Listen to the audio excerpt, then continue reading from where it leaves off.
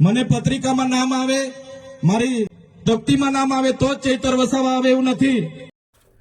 તો જય જોહાર બધા મિત્રોને.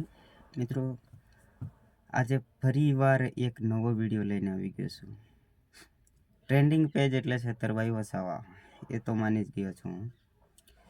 મિત્રો, છેતરભાઈના મત વિસ્તારમાં એક સરકારી કાર્યક્રમ હોય છે અને ત્યાં છેતરભાઈને આમંત્રણ, એટલે સરકારી કોઈ બી કાર્યક્રમ હોય એમાં છેતરભાઈને આમંત્રણ નથી મળતું.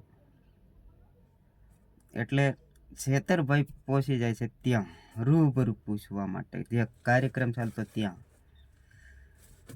કલેક્ટર સાહેબ, પ્રાંત સાહેબ અને પ્રાયોજનાજી, શર્માજી, હું અહીંનો ધારાસભ્ય છું ભાઈ. મને કેમ કોઈ ફોન બી નહીં કર્યો, પત્રિકા નહીં, જાણ નહીં, ખુલાસો કરો.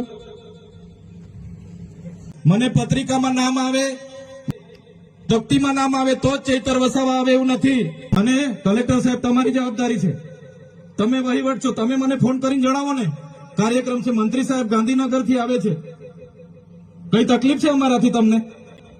પ્રાયોજનાજી, શર્માજી, તકલીફ है आपको? મિત્રો, આ વિડીયોમાંથી આપણને શીખવા મળે છે કે હકનું હોય તે લડી જ લેવું પડે, પછી કોઈ બી લડાઈ હોય. જ્યાં આપણો હક બનતો હોય ત્યાં આપણે આમંત્રણની શું જરૂર છે, એ શીખવા મળે છે આ વિડીયોમાંથી. આમ લોક શાના નથી મળી છેતરભાઈને, સમજો. આવા નેતાને સપોર્ટ કરવો જોઈએ.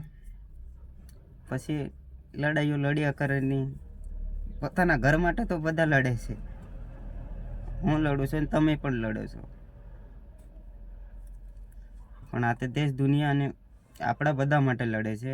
એને કહેવાય એક સાચો નેતા.